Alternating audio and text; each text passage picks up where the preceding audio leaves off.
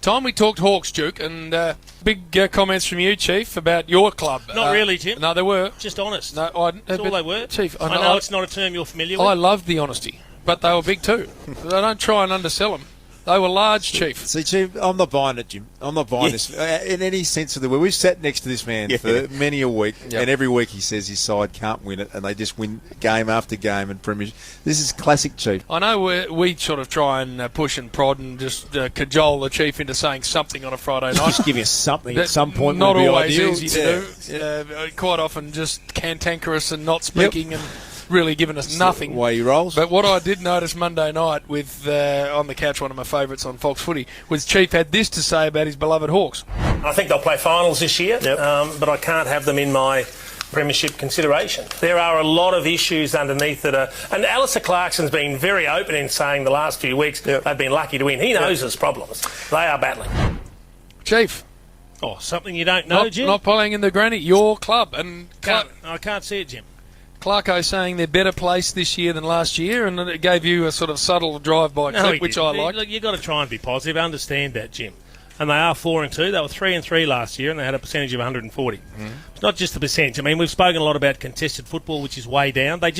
Hawthorn plays okay if they can break even in contested footy and then get enough possession to control the game. They're not getting anywhere near that. It's just disingenuous from the Chief. He's laughing at us now. Look at him. You've got to call him for what he is. No, but you're sitting there expecting Roo, who plays for another team, to write them off. He's not going to say so. He get already from I Roo. asked him how he found them firsthand, Chief. But and he articulately explained that they're still one of the last three and they're a chance to win their fourth. You blokes want to delude yourself. Pile in. Go for your life. He gave us more in a sentence than you have. Load up. Do they need you back down there, Chief, again? No, because I'm the last thing they need you. We know that behind the scenes you take a lot of credit for setting this whole list up. No. But you look at the number of young players that are starting to come into the Hawthorn lineup. You revitalise as you go along. Does I think you're valid in raising the disingenuous element, Chief's statement there, because remember a couple of years ago, Paul Roos's first season at Melbourne. I think they won 3 games for the year, and there was one game he dared try to tell us against Melbourne that they might have been a chance against the Hawks in that particular year, which happened to be their second of their 3 premierships in a row. Consistently done that, the Chief, every time that he sat here on a Hawthorn game. Are you tipping them tonight, Chief? Do you think no?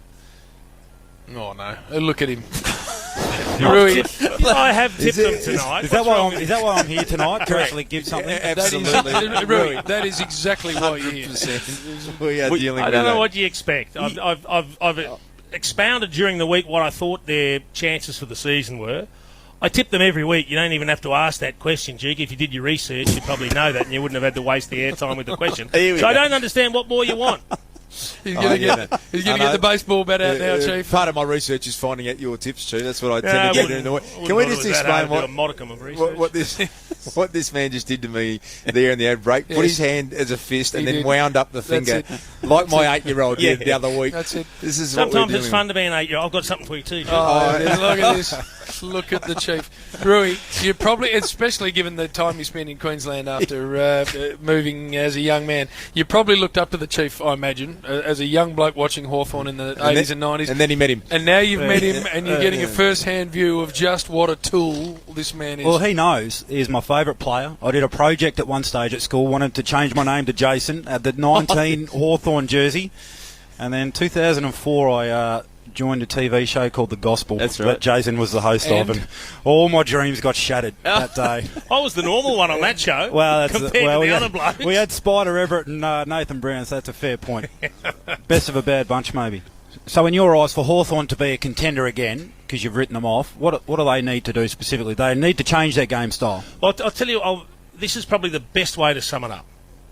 Who's had a good year for Hawthorn after 6 weeks? I can tell you, Mitchell's had a good year. Yeah, I was going to say him.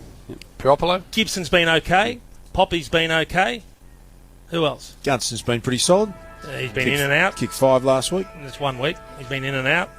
Rioli's been pretty solid.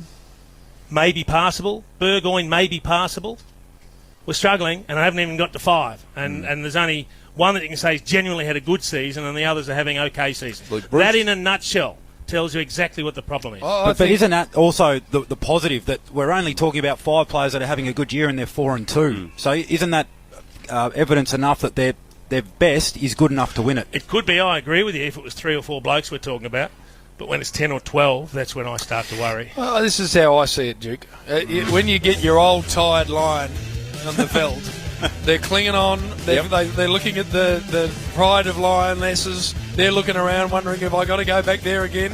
And then suddenly a fresh one wanders in at his prime, in his peak, with the mane fluffed out, and then none of the old battle scars on him. And the old bloke still thinks he's got to fire some shots across the young bloke's bow. Rui's wandered in here. Suddenly he's a cantankerous chief. He is. Not happy. And I think Rui's just set the place alight from what I would have no doubt about that. Not cantankerous with Rui, it's more the pipe cleaner and the little whim of a fellow next to me that just make no sense.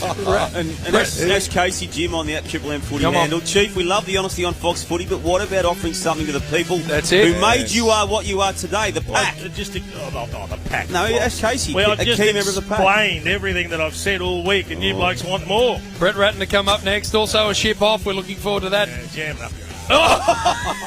Jesus. Chief on a Friday night at his absolute best.